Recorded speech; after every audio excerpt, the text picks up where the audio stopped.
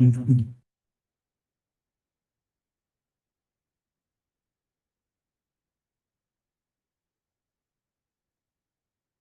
right, we're ready. Good afternoon. It is Tuesday, September 6th, 2025. Time is 3:31 p.m. All this meeting of the Westminster Charter School Board directly to order. Can I have a roll call? David, Here. Cody Hayes, Here. Mary Weldon, here, Jason Smith, Here. Lisa Pascal. Moving on to item number 3. This is an action item to approve the board meeting agenda for this meeting. Everyone had a chance to look over the agenda. I have a motion to approve. Jason Smith, I'll move to approve. We have a second. Lisa Pascal, second. Any further discussion? Hearing none, we'll move to a voice. All in favor of approving the agenda, please say aye. Aye. Any opposed? Hearing none, the motion will carry. Okay, moving on to number 4. We've taken minutes from the June 17, 2025 meeting. That was the last regular meeting. Give everyone just a moment to look it over.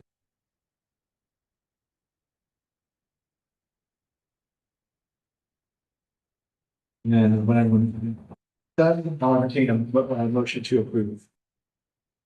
Motion to approve. Your second.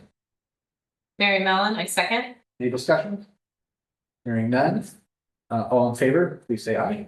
Aye. Any opposed? Hearing none. Hearing no opposition, the motion is carried. Moving on to number 5. This is the selection of board officers for 2025 to 2026. Fox is going to explain that. Yeah, so this first meeting of our school year is always the meeting that we select according to our bylaws. 3 positions our bylaws call for officers, which is the treasurer position, the secretary position, and the board chair position.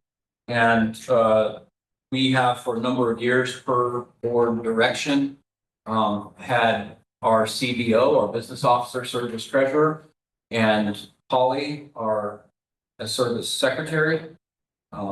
Ian last year served as board chair, and I have spoken with him. He is willing, and so I would like to offer to the board that those 3 folks serve in those official positions for our board.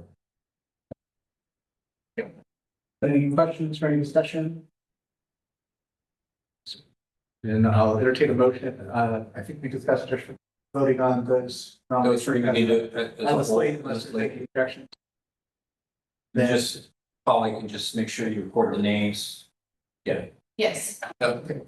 Then I'll move to approve the selection of board officers for 2025, 2026. Mr. Tom described. Do I have a motion? Jason Smith, I'll move to approve. I heard a second. Lisa Pascal, second. Any discussion? Since I am on the slate out of abundance of caution, I'm going to abstain, but anyone in favor, please say aye. Aye. Any opposed? Hearing none, the motion will carry. Number 6, selection of staff liaisons to the board for 2025, 2026. Mr. Collins. So again, this is in our bylaws. This was an opportunity that our bylaws create for staff to have a voice in the board meeting. They are it's a non-voting position. They're not official board members. They are titled staff liaison. We have 1 liaison for both Oakhurst and then also for Endeavor. And I would like to offer to the board Grace Reed to serve as the liaison for Fresno, and for John Sloas to serve as the liaison for Oakhurst. Any questions or any discussion on this item? All right, we appreciate all the work that staff liaisons and continue to do. So I'll entertain a motion to approve the staff liaisons for the 2025 school year. Do I have do I hear a motion? Lisa Pascal, motion to approve. Do I hear a second? Mary Mellon, I second. Any further discussion? Hearing none, all in favor, please say aye. Aye. Any opposed? Hearing no opposition, motion will carry. Moving on to number 7, hearing of persons wishing to address the board. Do we have anyone who wishes to address the board? I'm not aware of any there. Came through. Okay. Moving on to number 8, is there any written communications to the board? There is not. All right. Number 9, moving on to the approval of warrants for the period of June 13, 2025, and September 10, 2025. If there's anything interesting on the warrants? Sure, I'll mention a couple. On page 1, there is a chart, there's a cost of $83,586. That's to Civic One Sites Incorporated, SDS Education. We bought 160 Chromebooks from the spread across all 3 schools. And then on page, well, there's some cost for freezing construction for the construction of the bathrooms at the Milkers. They're on page 5, 7, and 13. One on page 70, okay, yeah, they total 78,000, $24,000 on page 5, 30,000 on page 7, and 24,000 on page 13, multi freezing construction for that construction.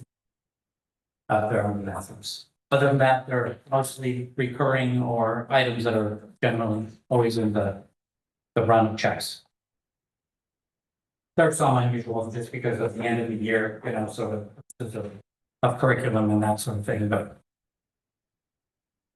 pretty standard.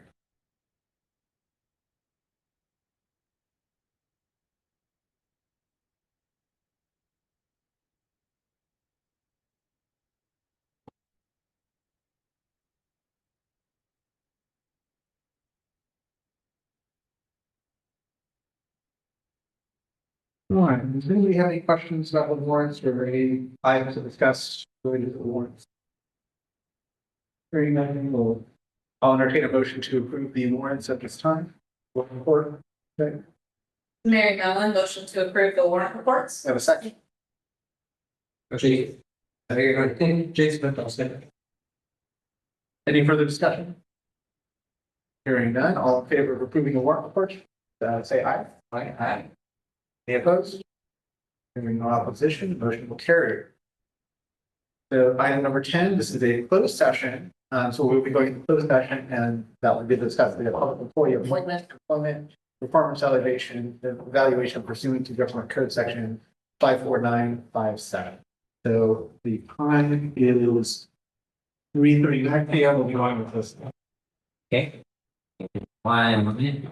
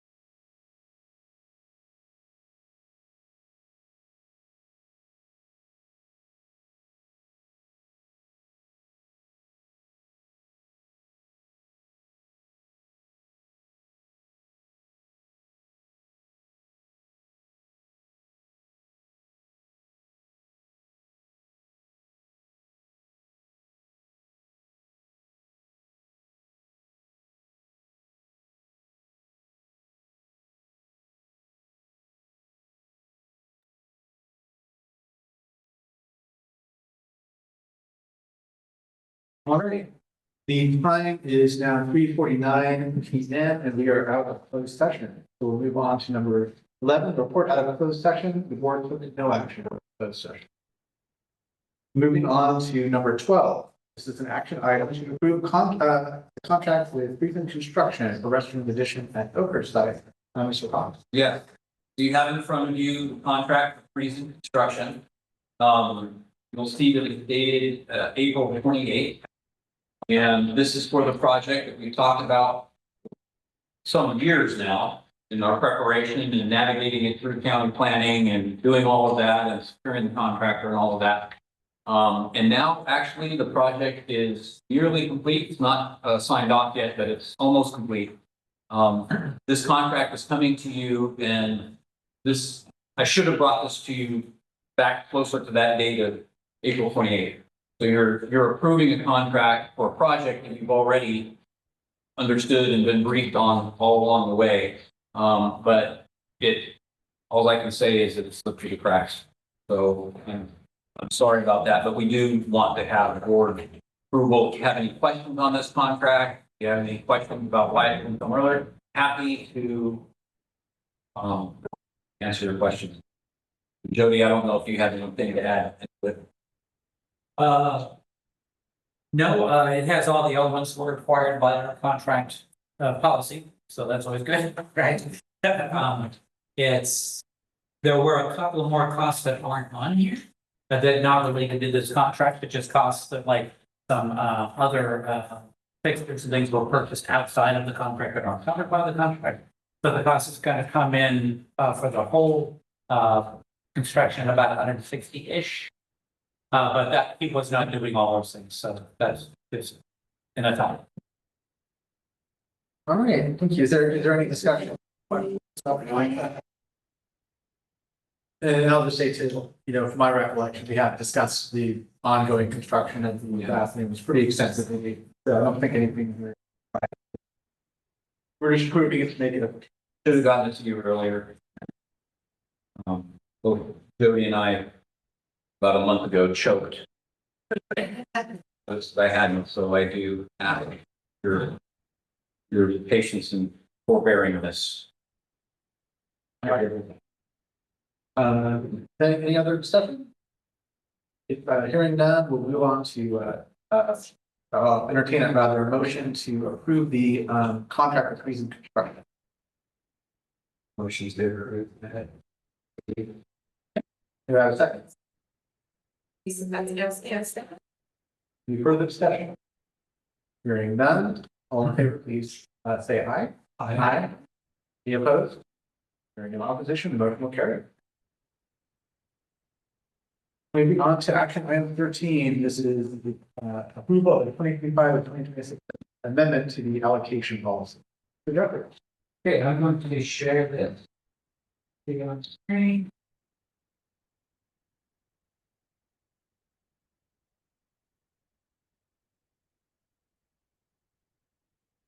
Yes. Okay. So every year in our first board meeting, we either use the same allocations as we did the prior year, or if things change, I change them and we ask for an amendment. So this is an amendment. The allocations are based on enrollment at each of the schools. And so what this does is it looks at shared costs. So if a cost is related to a particular school, obviously that school pays 100% of the cost.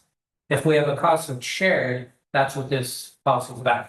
It's something that all of Western Sierra is using, the 3 schools are using, and so there's an allocation policy for that. That's why we have it, so that when the auditors look at how we allocated these out, they can see that the board saw this allocation policy, approved it, and then we use that, and that gives it the approval. Like I say, let me go through. There's the enrollment for 3 schools is 255 for Mountain Home, 95 for Glacier, and 345 for Endeavor. That breaks down into, you'll see further down, you'll see it multiple times. It's 37% Mountain Home, 30% Glacier, 50% to Endeavor. And so as it goes through those different items, if it's a 3-way split, it's going to do it that way. If it's a 2-way split, if it's just for Oakhurst, Obviously, if it's for Fresno, it's Endeavor, it's 100% for Endeavor. If it's in Oakhurst, there's a split between the two schools. If it's shared, it's going to be the 73-27, because that's 255-95 portion of those two. So really, that's what it's saying. Now, the one thing to sort of the board added in April of last year is number 8 at the bottom. It says costs related to the construction of the main building addition will be charged 100% to Mountain Homeschool because the use of this new space will be utilized on virtually 100% by Mountain Homeschool staff and students. So that was that's just stating that straight out. Because that's where the biggest growth is, and Glacier has its own. And just for clarity, that's a project that we are forecasting as we plan to build addition there. That's not the restrooms. We're not only letting, only Mountain Home kids get to use the restrooms. That is for. Yeah. No, Glacier, forget it. No, the bathroom additions were split between the two schools. This one is we're still looking at projections. I have 500,000 in the budget for next year that the board approved in June. That's not the whole cost. That's part of the cost. But because of how long that'll take, 500,000 is what we're approximating to hit in the next year.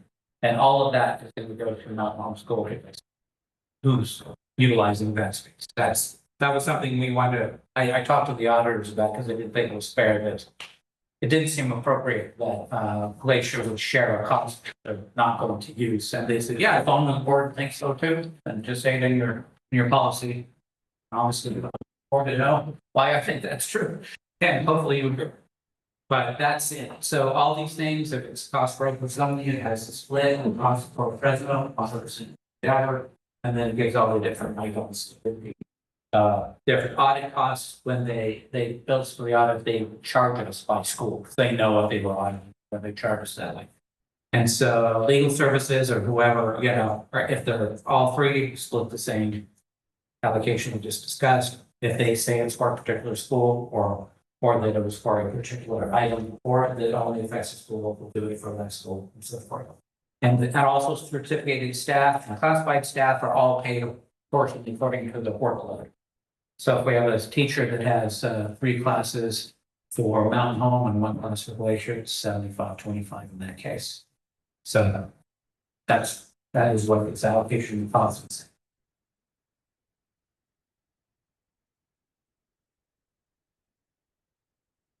All right, anybody have any questions about the amendment or the allocation policy as a whole? Hearing none, I'll entertain a motion at this time to approve the amendment to the allocation policy. Jason Smith, I'll move to approve. Have a second? Mary Mellon, I'll second. Further discussion? Hearing none, all in favor, please say aye. Aye. Any opposed? No opposition, the motion will carry. Is this one that we need to sign or? I don't believe so. All right. Then we'll move on to number 14, and this is the approval of top 28 arts and music funding. The annual reports for Mountain Home School, Glacier High School, and Endeavor Charter School. Yes, you look at those reports and they're all zeros. So it's a very exciting report.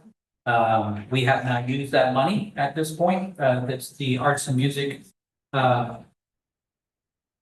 grant. The reason it's been delayed in utilization is because it has a very odd way of deciding how you can use it as a non-supplant. You cannot to supplant costs we already expended prior years.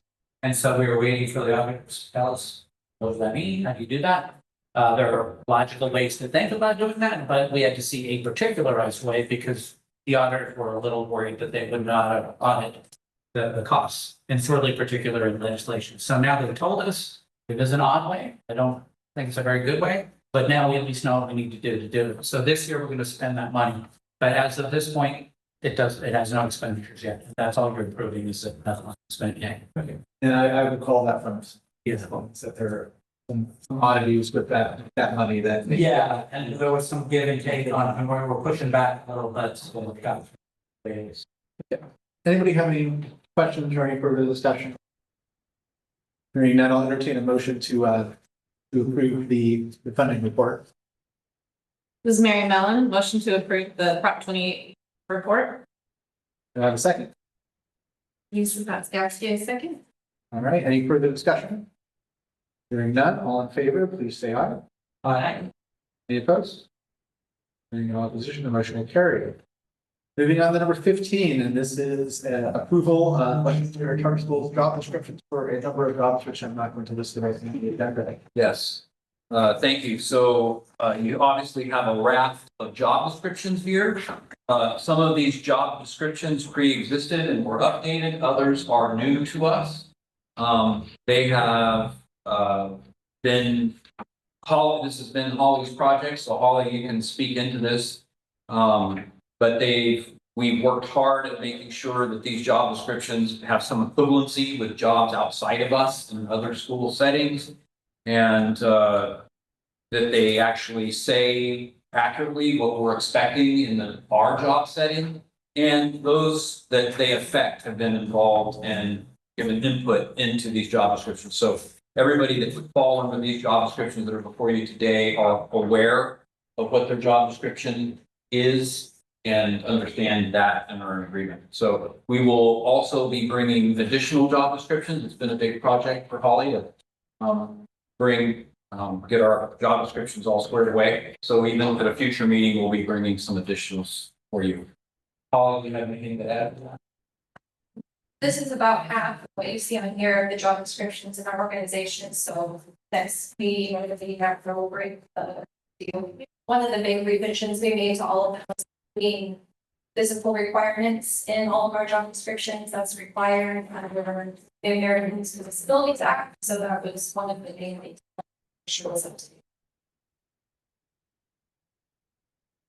All right, well, thank you for all the work. And that is always quite a project and for the seeing more as well.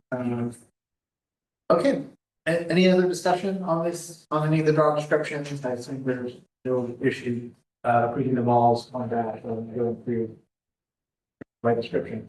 So I'll entertain a motion to approve all the job descriptions that's listed in the agenda at this time. Jason Smith, I'll move to approve the job descriptions. Do I have a second? Yes, a second. Any further discussion? All in favor, please say aye. Aye. Any opposed? Hearing no opposition, the motion will carry. Okay, that brings us to action item number 16. This is approval for the discard and salvage. Yes, so you have a list there in front of you of 38 Chromebooks, all the same model that have turned out of life and serviceability. And so we are seeking your approval to be able to salvage those, discard those. They will go to a recycle, be wiped, and to a recycle place for those.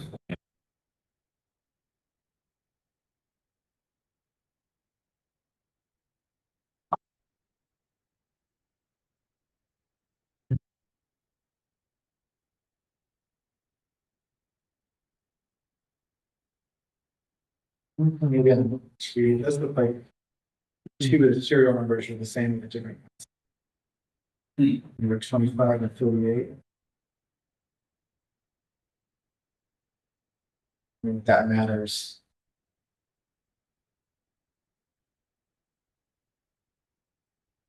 You Indeed, Wow. I was looking at them and like, those look the same, that, Different asset owners, though. you know. Well, we can definitely confirm. Correct that. Yes. I wasn't a part of that, but I'm sure we can figure that out. The asset number is the most particular out of one, but obviously it has to be. I think it probably going to carry out. That's the only thing. Yeah, this is generated from our IT department, and so I'll check with them. Okay. But I don't assume there's a problem, approving it subject to correction of the serial number. Right. Yes. Based on the asset number. So, any other, discussion? Hearing none, I'll entertain a motion to approve the list with caveats of the discussion we just had. Do I have a motion? Jason Smith, I'll move to approve. Do I have a second? Mary Mellon, I second. Any further discussion? Hearing none, all in favor, please say aye. Aye. Any opposed? No opposition, motion will carry. All right, that brings us to number 17, this approval of files for construction. Yes. In front of you is a list. We are requesting your approval to destroy these files. We have called them for the time required under law, and we also have no use for them anymore internally Or space. or space.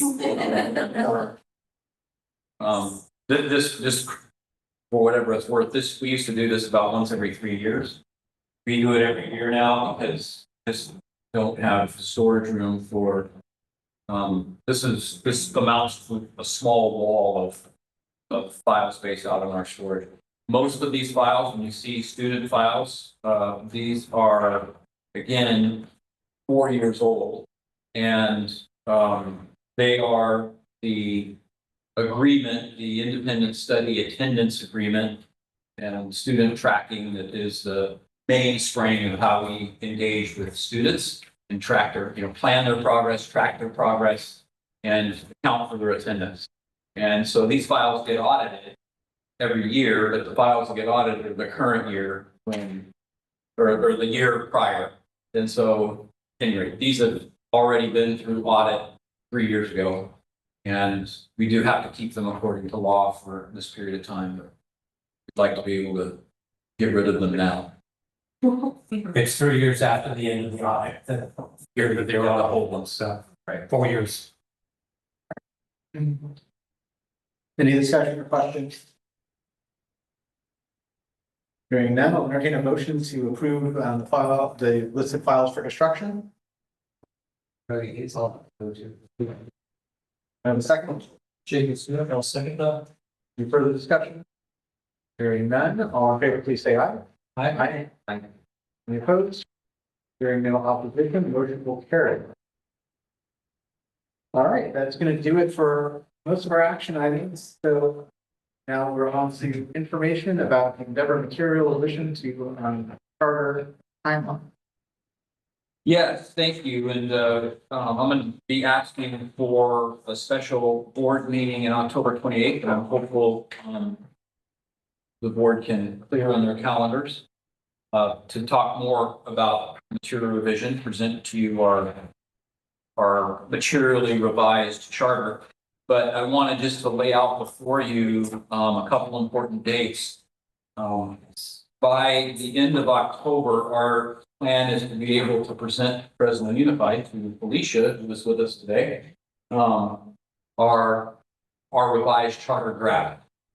And then she and her staff go to work on that charter, making sure it applies with what they're looking for, legal review on their end and all of those things. With an anticipated December 17th, we mark that down, December 17th date for a public hearing at the Fresno Unified School Board meeting. So they already have, Fresno Unified Board of Trustees already has a scheduled date, one of their meetings, December 17th. The intent is for our material revision to go before the board that day. And as is required by law, they will a public hearing, gather down. We, as a charter, will have a presentation to the board and whatever interaction they want to have with us with questions. And then they'll gavel down and end the public hearing, and that's that.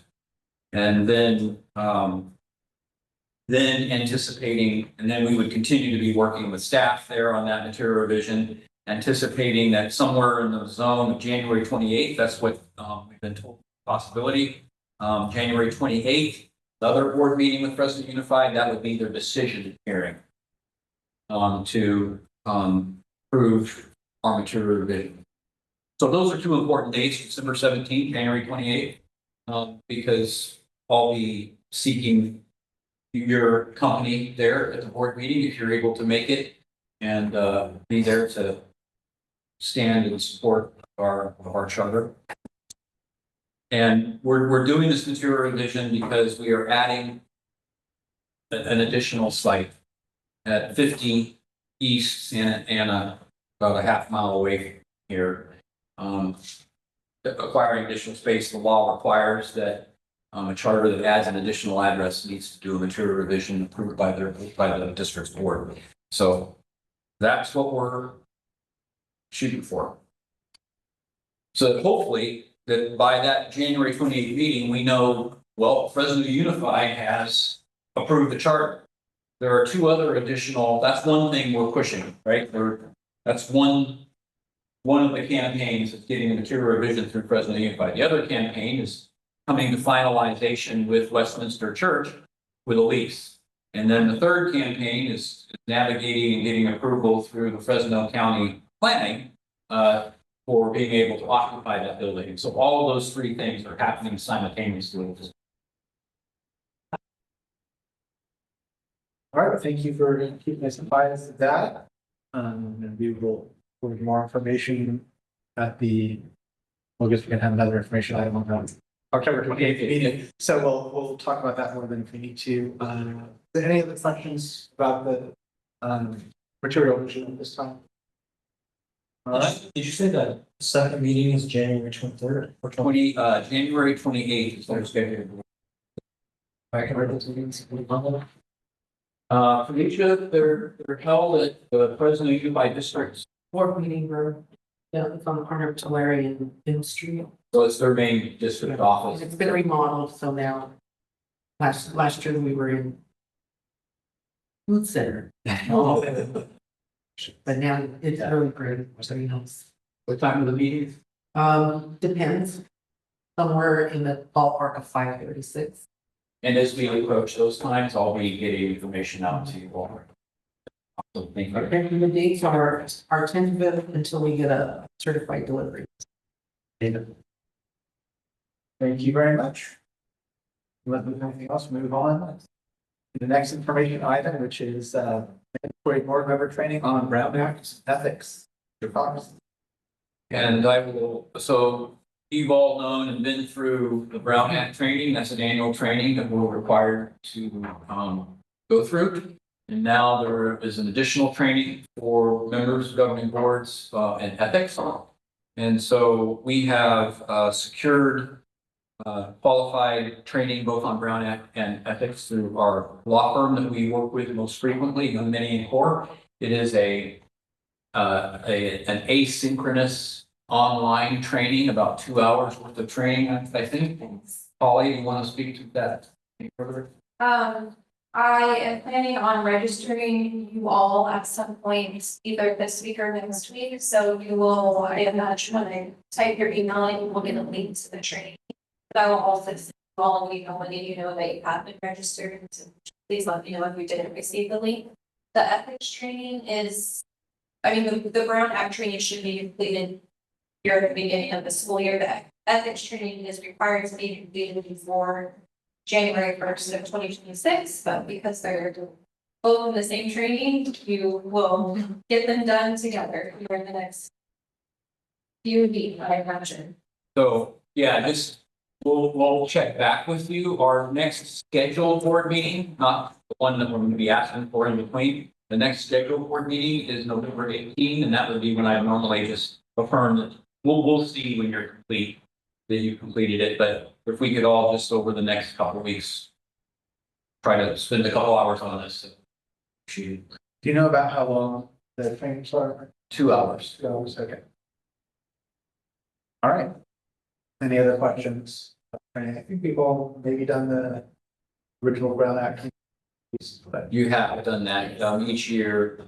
We're using a different vendor this time. That was Brown Act training you folks have done. It was provided by Charter School Development Center, which is still a great training. It's still there. They don't have the ethics component. And so Young Minnie and Core has qualified both of those trainings. So we're using that. well, thank you all for setting that up. Be helpful and informative for us. If there's no other questions or discussion on that, we'll move on to number 20, which I don't know if there's something else to talk about this stuff, the October 28th board meeting. Could we get an idea if that's gonna be doable for you folks? Does anybody have any concerns about October? I'm out of town. I'm flying in that day, Okay, but like the evening. I'm actually working on the wedding party that day. okay, so October 28th is not good. Not great, but What's There's not too many days where I'm not available, but It's negotiable, I would assume probably shooting for around this time. Would, and Nancy will need you thinking about this too, holding it here. What about any other day that week? Would there be any other day that week that would be agreeable? What about Wednesday? that would work. Work for you? I haven't checked my schedule, but I think it's better. Like the 28th was what was standing out in my head. Okay. But I don't have one schedule being. But I think it was the 28th. I don't think the 29th should be a problem. I can Okay. But Yeah, we get from. Okay for you, Lisa, okay for you, Ian? Okay for you? What day? Wednesday, the 29th. What does that look like in the building here? For full until 4 o'clock. On Wednesday. Part High school. high school. Yeah, until 4. Later, better. 4:15, probably the earliest we could. That's fine with me. This 4:15. later is better. Okay. So if we go for 4:15 on October 29th, is that agreeable? Okay. Wonderful. Thank you so much.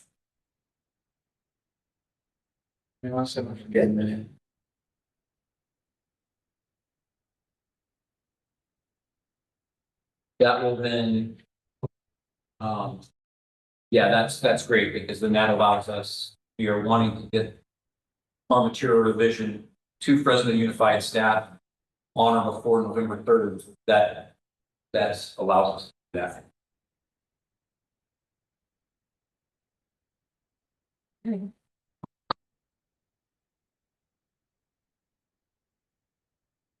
All right. Sounds like we'll plan on seeing everybody again then, but before we do, we have a number of reports. Starting with the executive director report. Yes, sir. So, hey, there's the first item, AB 84, SB 414, and SB 494. I will just be brief on this, but it is good news for us. So SB 414 was a bill that was supported by the charter sector, which was designed to address fraudulent activities that have happened in the flex-based learning sector over the years. And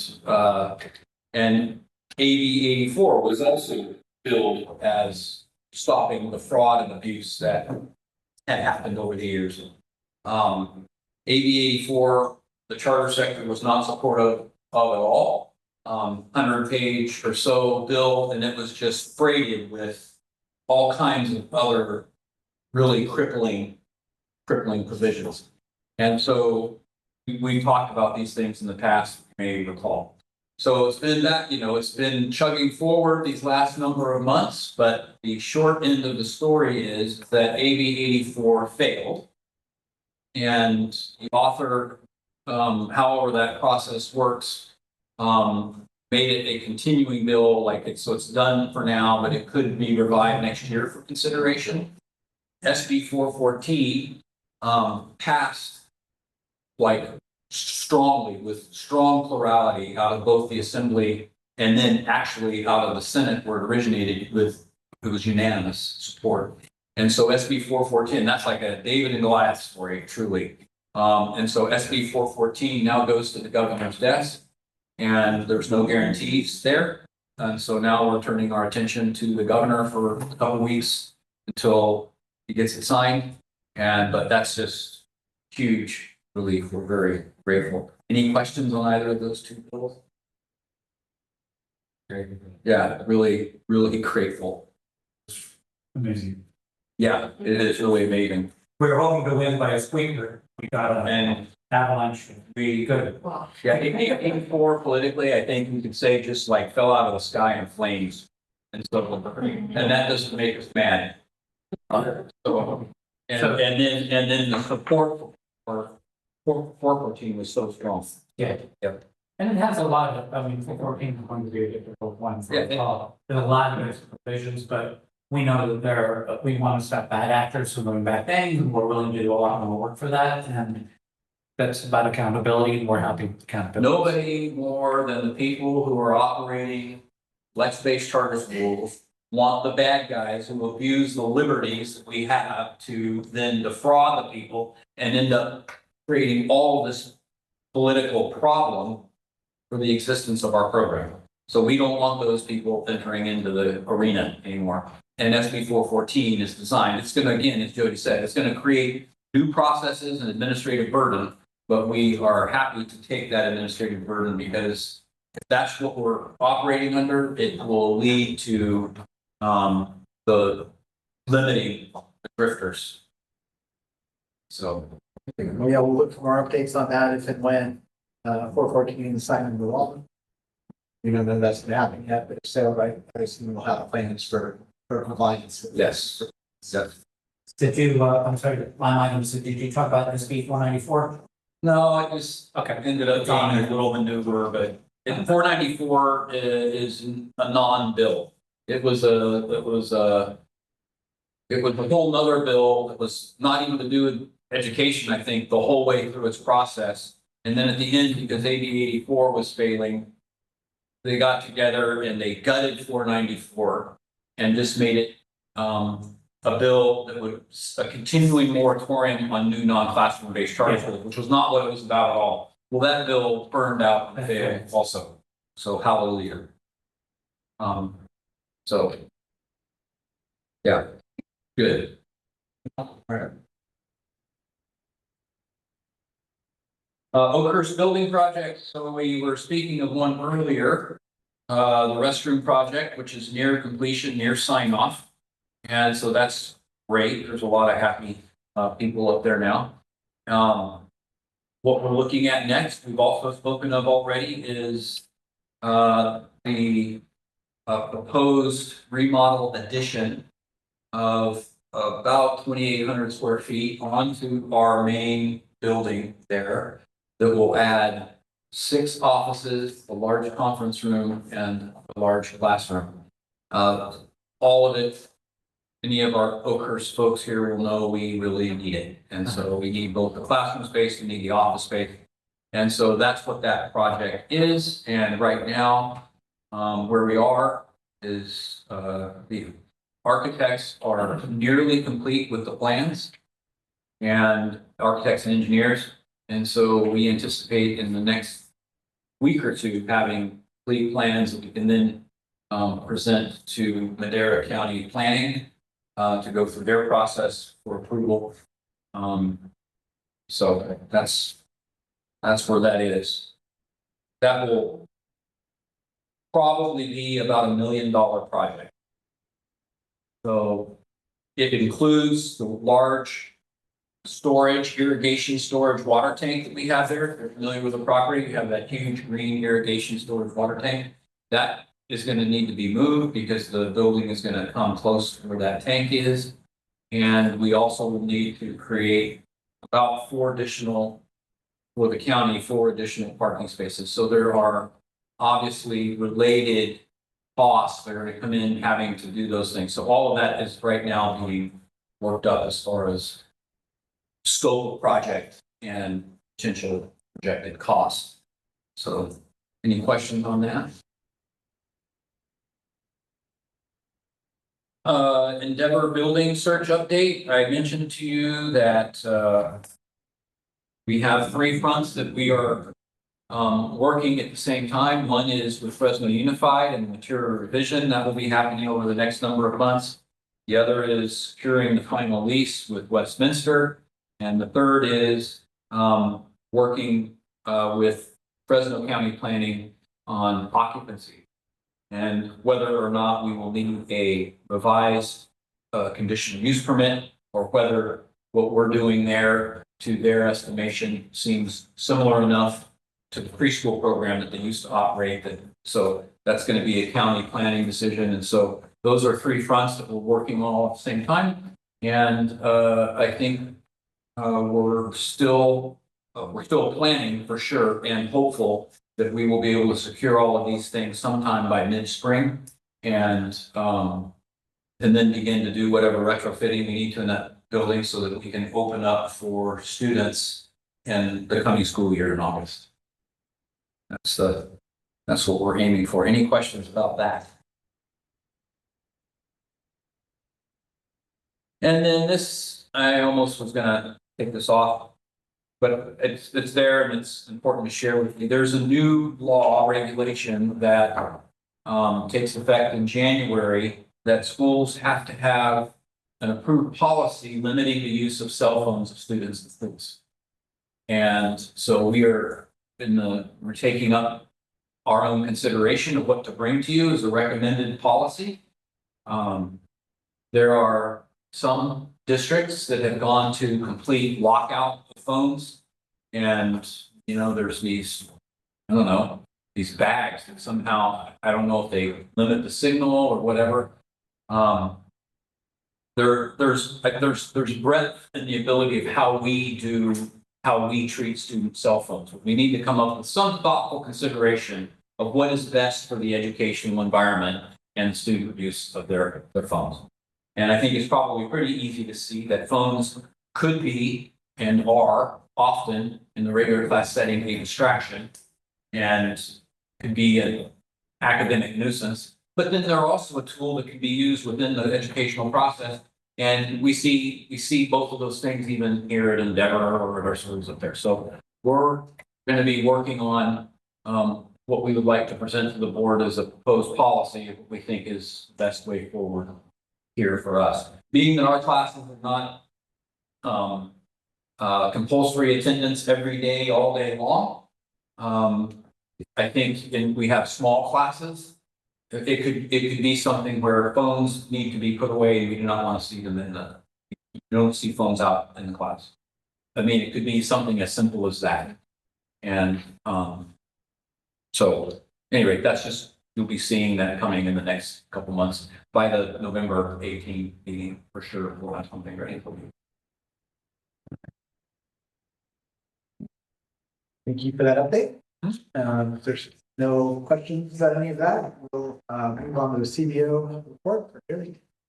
Okay, I'm going to share my screen. Answers. Okay, so you can use your video call. Yeah. You can involve.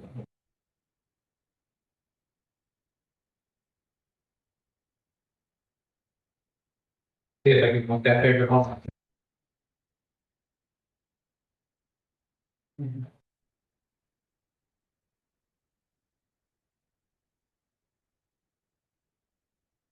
Sorry.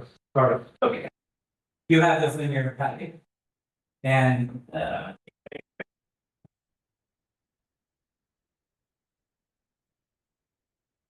give me a second. Then that's almost.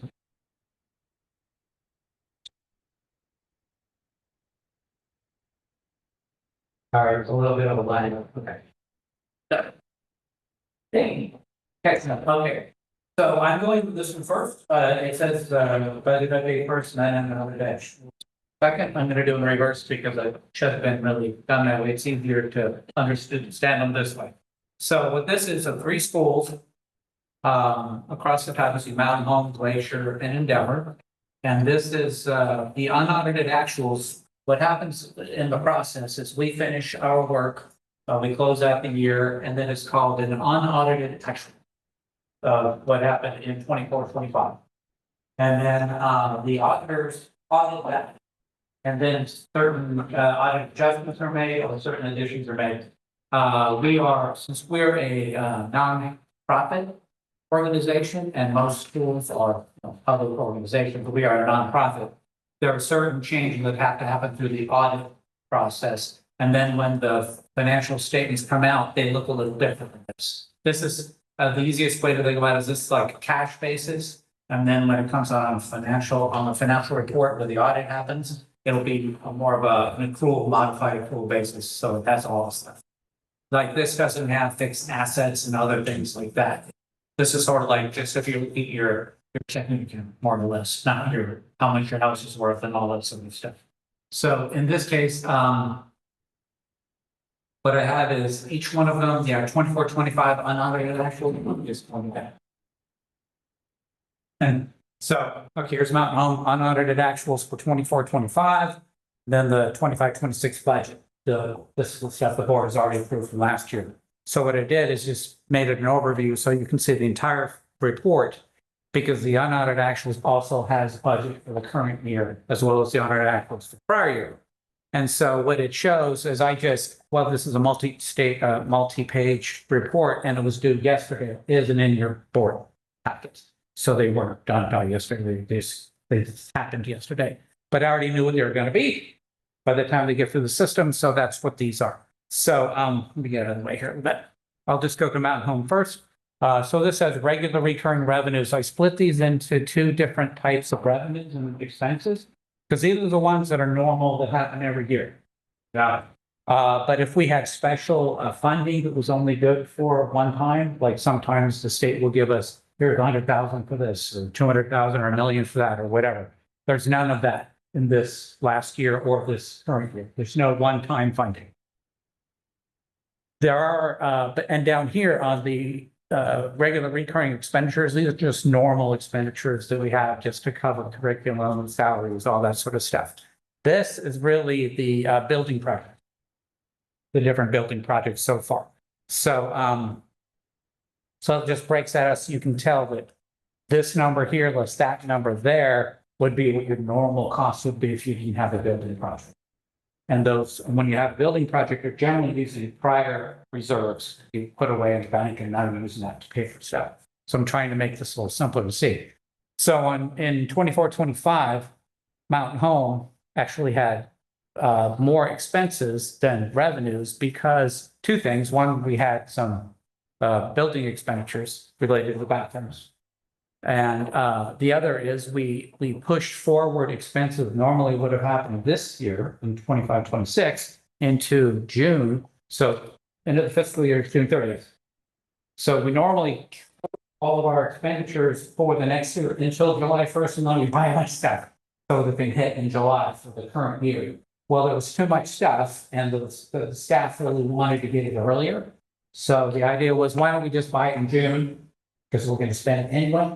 Let's just spend it in June to get it in the building, like all those Chromebooks and other items, so they could be ready for August 1st, so that the kids could have them ready. Usually everyone's scrambling around in the first couple of weeks.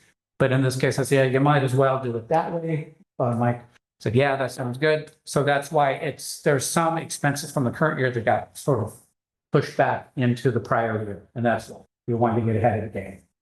So that's why this is negative.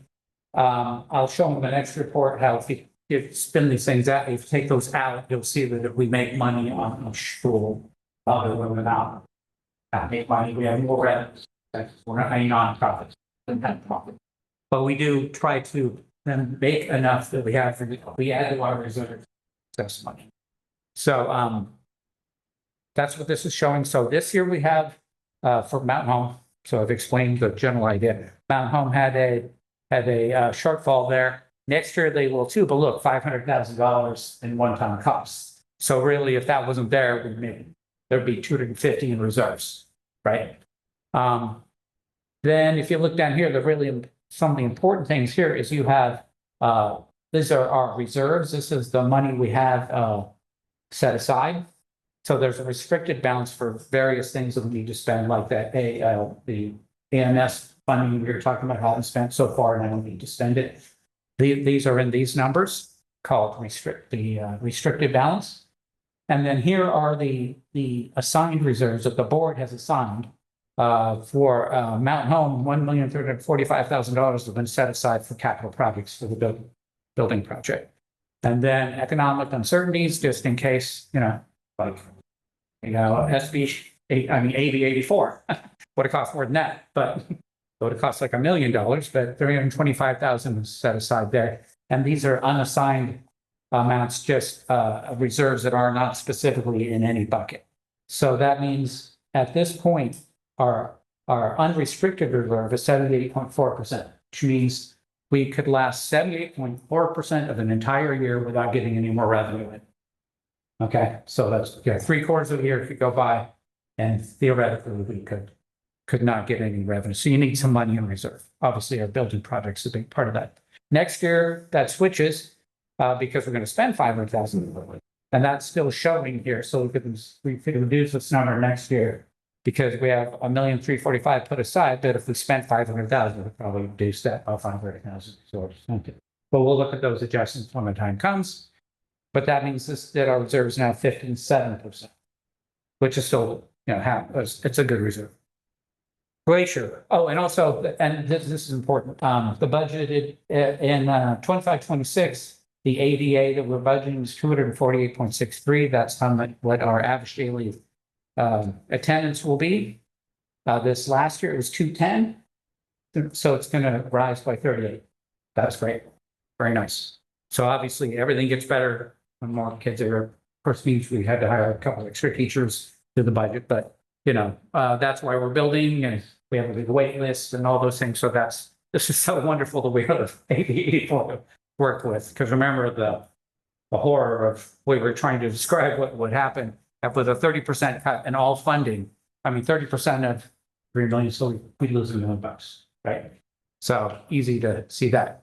So Glacier,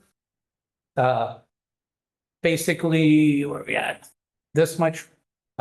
Because of the pushing forward, there was a shortfall of 75,000. There was this amount that was related to the bathrooms. More than about $70,000 were expenses from 25-26 pushed into the prior year, the going into June thing that I talked about.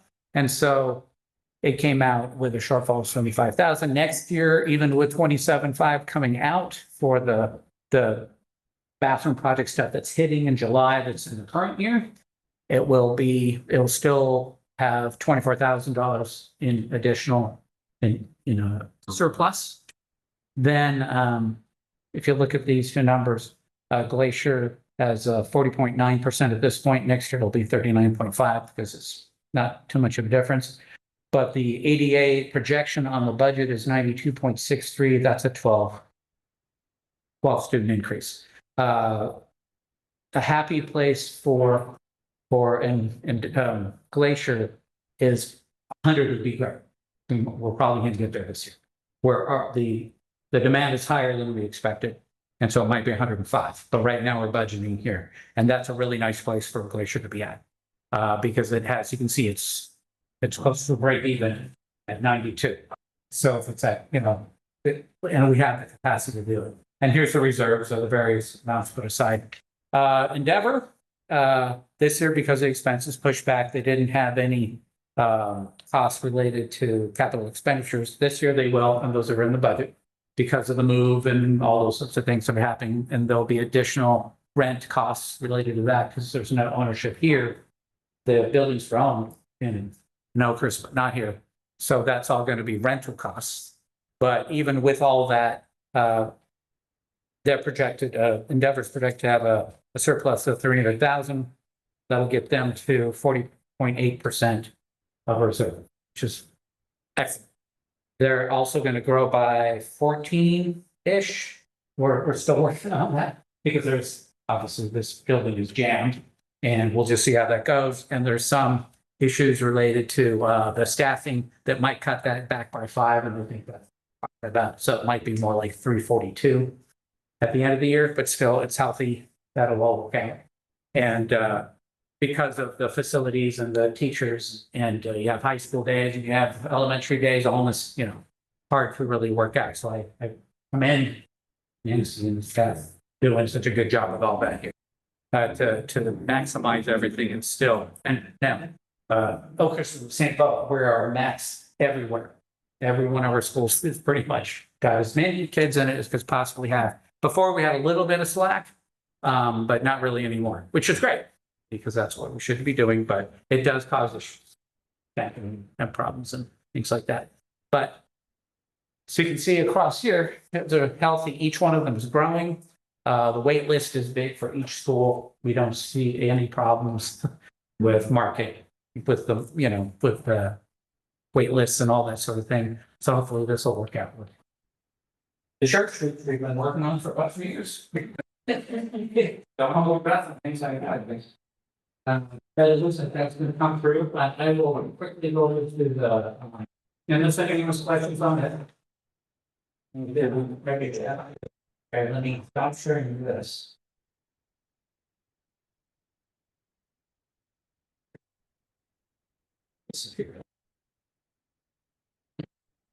Maybe I made this, now I made this too big. The rest of this room, so I'm getting rid of that. Oh, stop it. Okay. That's what happens when you list screen here. It needs to be on.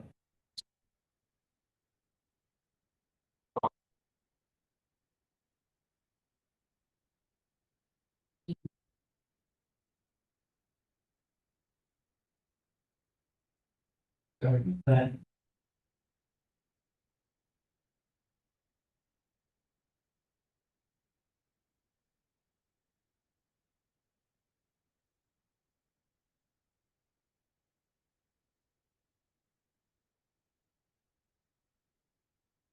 okay, there we go.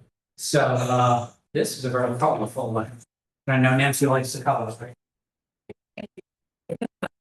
So I'm gonna make this a little bit bigger. This is really, at this point, it's not very exciting because it's sort of a rehash of what I've already just said. It just breaks it down a little further. So this is more, I'm just gonna go over what you're gonna see in the current year. So the green is 25, 26 years to date. And at this point, we haven't received a bunch of our revenue, as I always say, we're paid in arrears, but we spend it in fund. So we always have to have a good reserve, or if we can't, we wouldn't have the cash to survive. So, that's why reserves are important as well. You have to have money in the bank because it's like your boss pays you once a month, but your rent's due the first of the month and you get paid on the 30th of the month. That's what we're always dealing with.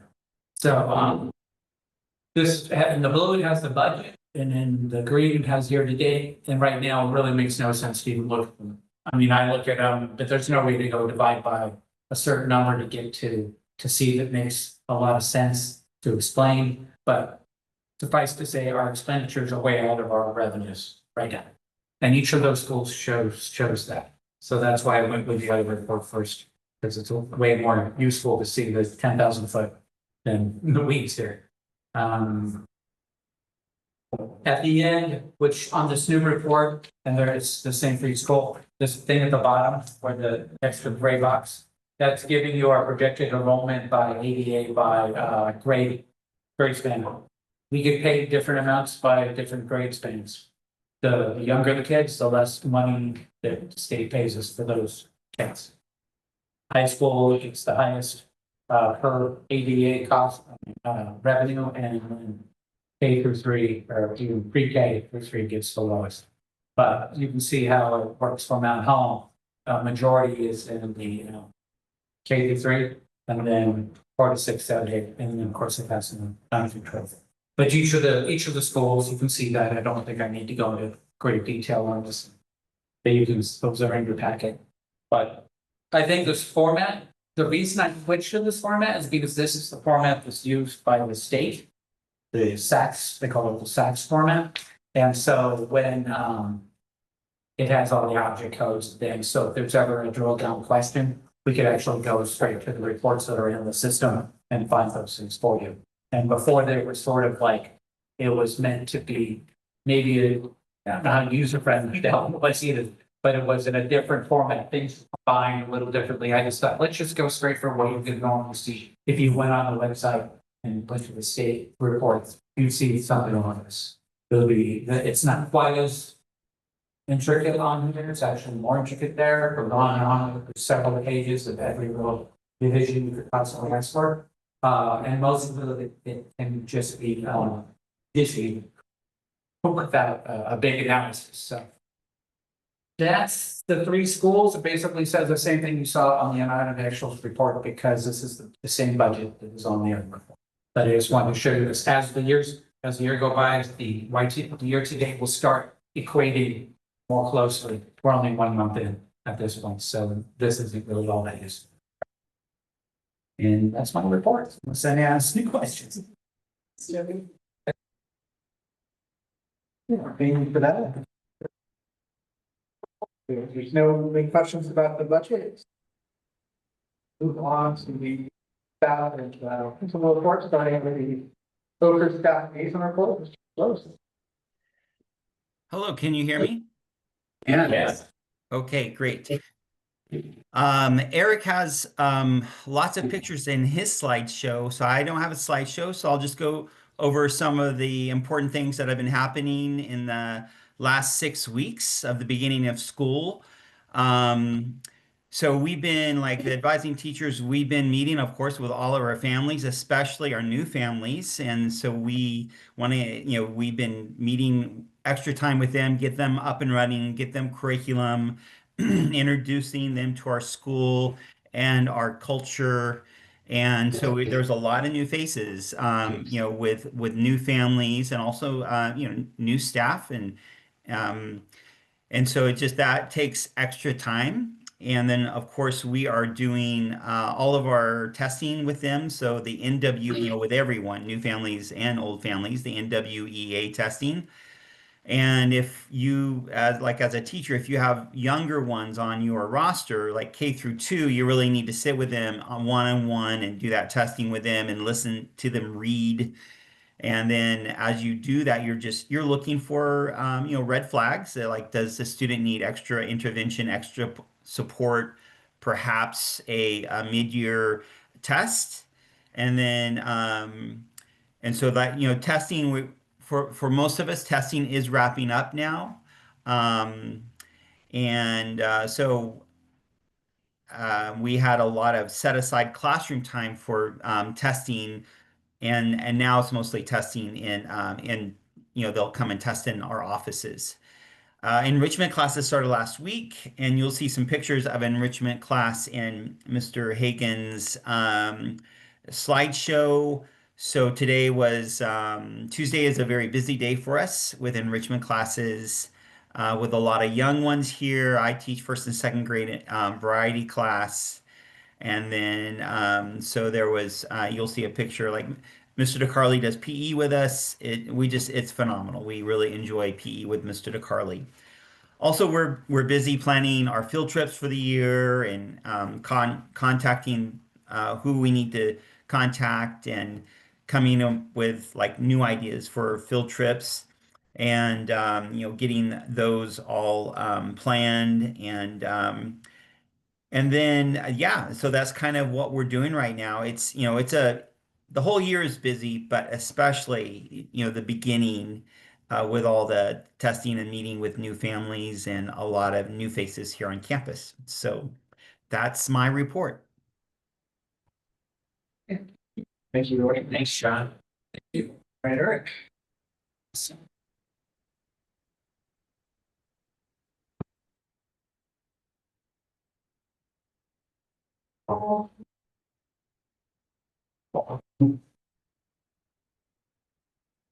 I like to face you guys up and see how your faces.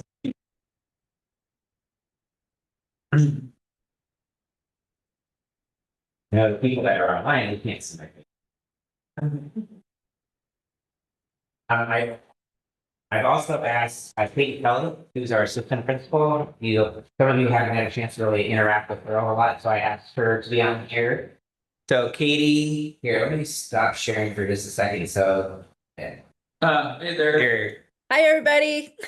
So Katie Kelly is our assistant principal. This year, she has helped me a ton with the training of the new staff and working with all of our adjunct teachers in addition to, you'll see in a moment all the new staff that we have, particularly in our high school program. So she's been really busy with it.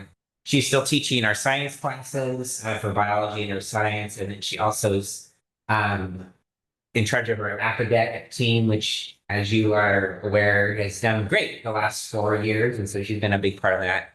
So welcome, Katie, and she may jump in at a couple of points, and I will ask you for her, just, for her to be able to do that. So back to the report here. As always, this is so exciting. If you want, to see on that field report, it will be at the end too. So if you're super excited about that. Just some past highlights, things that I mentioned, we had our back to school with all staff. I think Nancy has some pictures to share with that on that day. First day of school, we had initial orientation, which I'll have a couple of pictures on that. Our on-site classes that began, our math classes, our enrichment classes, our new parent meeting, picture day is happening today and tomorrow. And so here's just, and then I just had like a picture of the bathrooms. We're really excited about that. We have these 4 outside ones, and then we actually have the one inside for the staff. So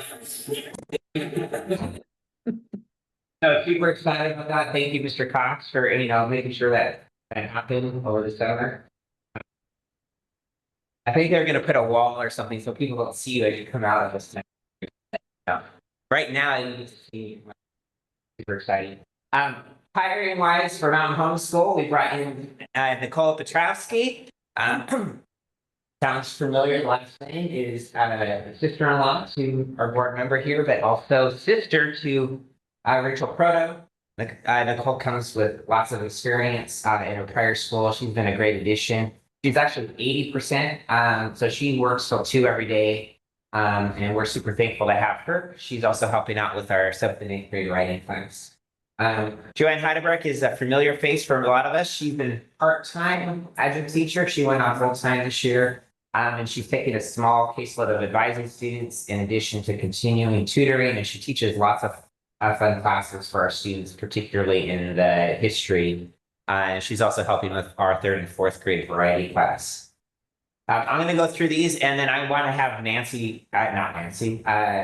Katie just briefly talk about how the high school teacher is doing, because she's working most directly. Nancy Turner, a lot of you from Fresno recognize her. She came up to Oakhurst, and we're super thankful to have her experience with working with high school students, and she's brought just a wealth of information in our art classes. We also have Rebecca Brokaw, who is a very well-known name in the Oakhurst area. She taught for 22 years at East 70 High School.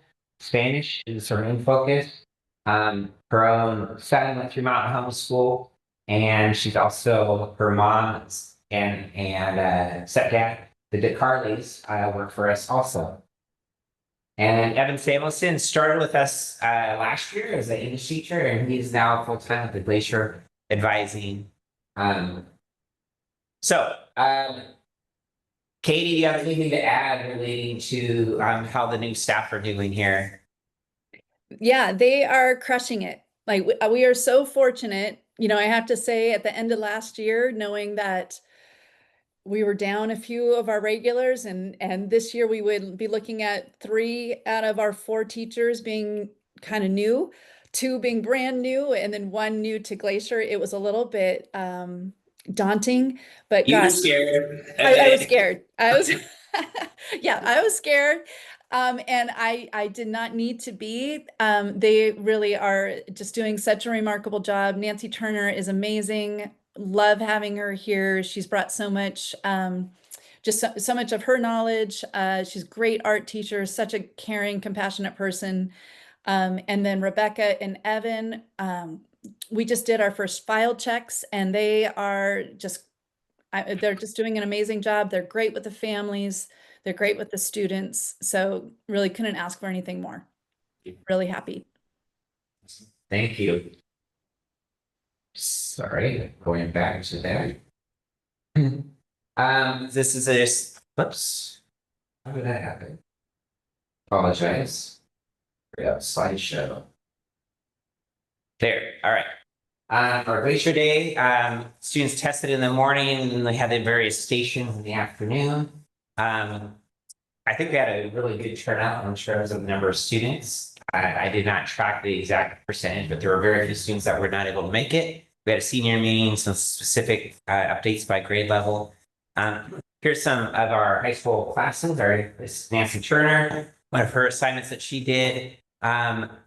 Some of the work that they're doing. They are also doing this really cool project coming up where they're going to be competing. They are decorating a record player for this company and competing, and they need to keep the record player that they have to. It's not decorated, but they have to paint it.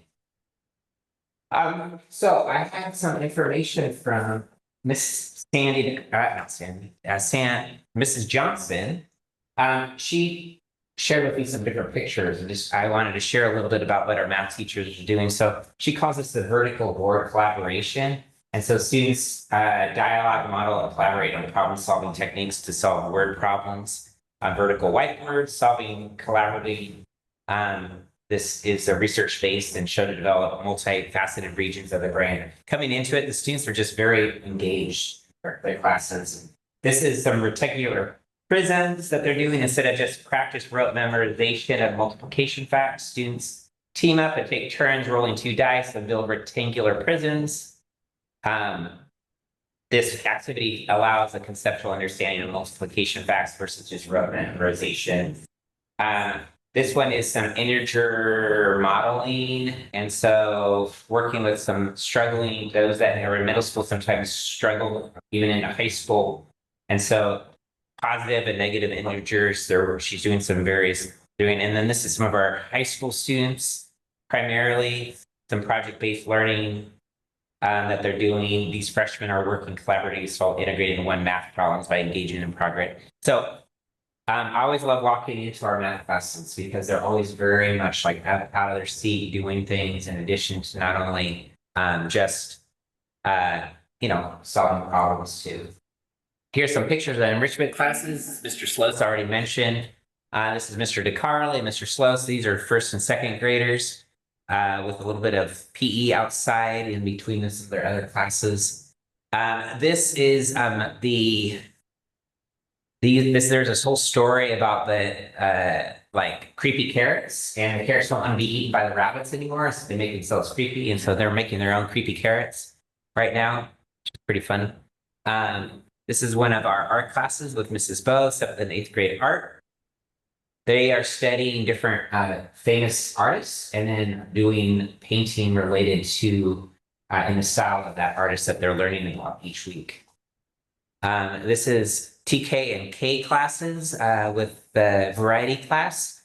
I spent a lot of time with them. I try to get in here as much as possible because it just makes me happy. It's my happy place.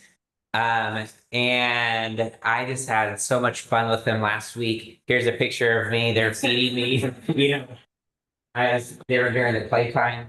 Lots of fun. And they thought it was pretty funny that they were making that. 7th and 8th grade science with Mrs. Hill. They're learning about the periodic table and they were creating various atoms and things like that.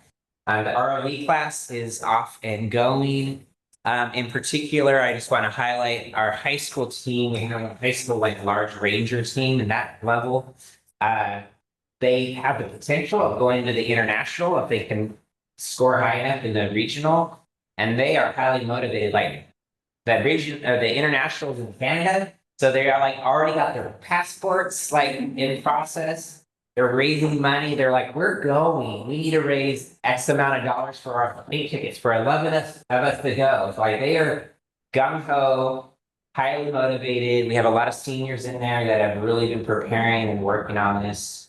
Part of one of the things that we're super excited about, we just got a new 3D printer that it's green because it also has a built-in 40-watt laser to be able to do cutting out of shapes and engraving and other things, but it's just it's very high-end 3D printer to be able to print different things, and we're kind of piloting this for Fresno to see how it works. What are the pandas?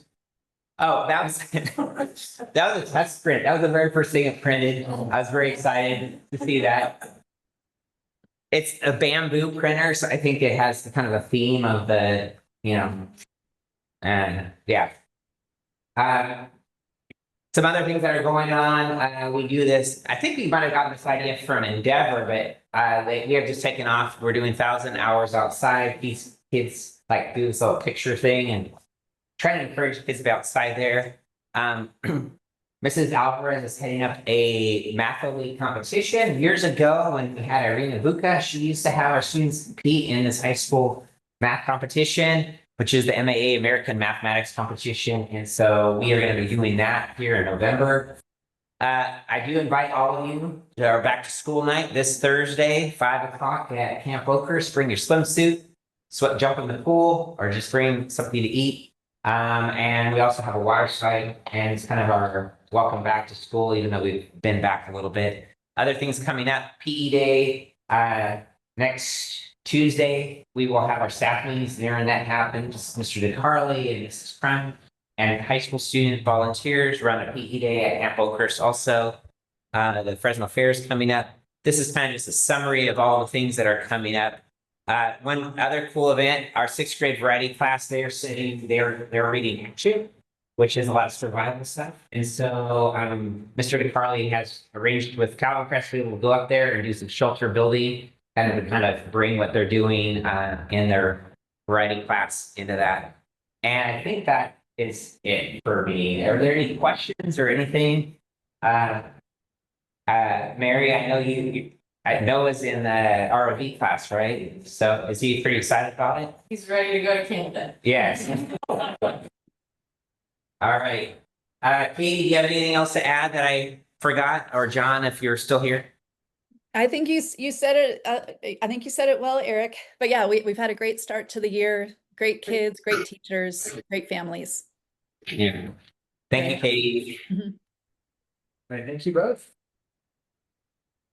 All right, so that brings us to our Fresno staff and report.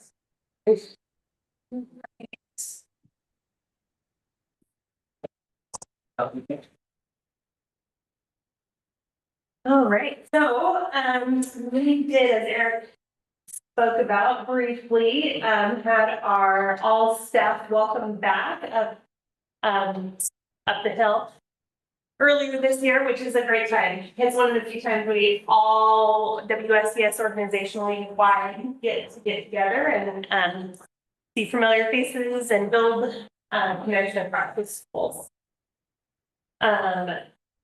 We've had a couple different events. So on the right, this was at our launch day, I believe. Our part of our sped team all came together with their matching t-shirts. So we're excited to have Catherine back and taking on some of that. She came in initially just as inviting, but now supporting in the sped world as well. On the left was a volunteer opportunity that a bunch of the staff came together to help out at. Nancy organized us as the volunteer coordinator for the Medical Ministries International Gala that takes place every August. And so we had a bunch of staff members, we said you're familiar with that organization there. Yeah, as well. So attending. And so it's just a fun opportunity for us to come together and be able to volunteer and serve together as a staff. Heroes among us. So we have Katie, our school psychologist, who is right now has an incredible load of students that she is supporting, and she continues to do it with a smile. So we are always impressed by her work. Mr. Sharuba, new to us this year, rescued. He was a hero to a bunch of our students when he rescued the kitten out of the tree. And then we have a couple of figures there that showed up on our photo day, our first photo day. So we have Indiana Jones that showed up, and I'm not sure which of our founding fathers there as well. We like to celebrate. So this is just one of our, each building has taken on different people strategically ready to celebrate as staff birthdays come up. So this was one of the West buildings birthday celebration.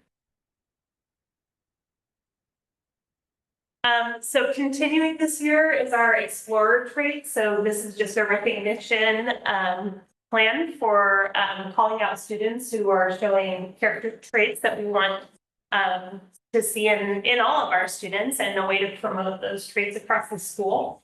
But this year, we've shifted a little bit, and this year's Explorer Traits align with our new TK literacy program, inspired by the character strengths outlined in Paul Tuff's book, How Children Succeed, and guided by the belief that what we model is what we teach. So we're also, with that, recognizing not only students, but also staff members who emulate these different traits in their work with their students and families and staff. So this month was optimism, and so we have Mrs. Robin Allen Maddox, who continues to come to the table with an optimistic attitude, and especially in the face of adversity. So I wanted to recognize her for that. Just yesterday, so hot off the press, we had a number of staff attend the CSC Counselors Conference, which is just a great way for our advising teachers and for our guidance counselor to stay up to date on different things coming down the pipe for all things community college related, and especially in pertaining to like the updates that impact our high school enrichment program, and then helping students transition into the college career readiness and into the CSCs as well. Next, thanks. I'm going to put the reviews in. No, I hope you did. Yeah. Ready.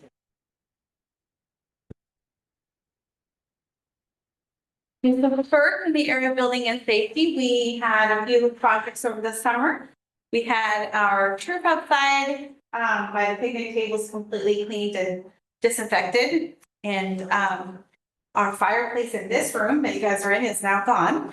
And so those are some pictures, and I hope you feel a little bit roomier in here.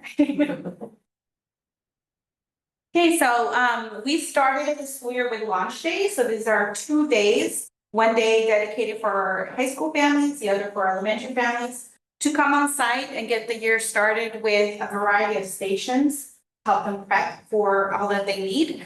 So our check-in station, we gave Endeavor tote bags for all the things they're going to be collecting. And we had a total, I believe, 12 stations, 10 to 12 stations. But some of the things that they were able to do all on one day was to get a curriculum, sign documents, check out Chromebook, figure out passwords, and meet with their advising teachers and have just a series of stations moving along in a fun, interactive way. And every time they finished the station, they would get a stamp on a stamp card, and then they turn that in for a drawing at the end of launch day. So that was highly successful.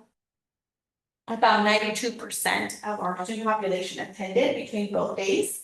And we also give a family survey, and so the family surveys that came in all said that it's 100% success. In-person families also wanted to know how much they enjoyed this back to school feel, and as you can see, we have astronaut Mallard once again posed for first day of school pictures. So it was a very fun and successful day. Like a lightsaber. Yeah. He did that for you. I talked to him about it. Make sure, yeah. And we've had our first picture day with Fieldhouse, and it's always nice to have this opportunity for our families to not only take school pictures for yearbook, but family pictures. So another opportunity for our families to be involved. And then this year, for our professional development for our staff, we have a mission and vision alignment focus. We have our theme, Bold Explorers, One Team, One Mission. See some of our staff posing there. And I divided staff into 3 Bold Explorer groups, each identifying some type of character trait, like Sally Ride, trailblazing, Nate Jemison, inspirational, Jose Hernandez, resilient. And throughout the year, we're going to be connecting with who we are and our vision, and we have a lot of new staff, and so we just kind of felt it was a good time to discuss more about who we are and in which ways we can better serve families. This last professional development day, we had staff go over 2 essential questions. What do they know about the career vision and mission? They all pass. And what questions should we ask to evaluate how effectively we are living out our vision and mission? So it was just great discussions and really fun to be able to connect this with our theme. Here are a couple of fundraisers. We have Lisa Coots, who has about a fundraiser a month, and the different fundraisers go for different things, but we definitely right now are fundraising for our sports program. So that we have 2 end of the season banquets for our sports, our fall and our spring. These are the cutest pictures. Those are the little ones. These are some of their first day in on-site classes and just having fun learning. They are in high school. We also had high school orientation. We took some time at the end of last school year to focus on how to improve things. And so one of those topics was high school orientation. We felt it was best to break down all that we're trying to deliver to high school students in 3 days versus 1 long day. And also intentionally wanting to give them a better testing environment. And so they just had a great time. We also fed them lunch one of the days. So that was always fun. Okay, and in area of sports, this is our cross-country team. They just had a meet in Kingsburg and they did really well. And then we're also not pictured here starting our basketball season. And so they already have their practice and game schedule out because of today. So you'll be seeing that out in our school communication. So you can go out and support the Rockets. That's what they call us. These are a few pictures of our high school classes. This is our biology class, microscope labeling, warm-up. And our entrepreneurship class, students working on soft skills and team building. And I just want to highlight a few things coming up, but our newsletter has a new section called Student Success Stories. And so if you check us out on our website, you can read about 2 of our students who are running a business, crochet business, and just kind of what they're doing outside of school, but obviously still part of our school. So it's a neat connection to see what they're doing in the real world and some of our things coming up, right? And especially on fall break. Yeah. That's it. Thank you. Good. All right. Okay, well, our next board meeting is going to be the special session we talked about. That is going to be Wednesday, October 29th at 4:15. So sounds like we're off to a great start for the new school year, and we look forward to seeing you next time. So do I have a motion to adjourn?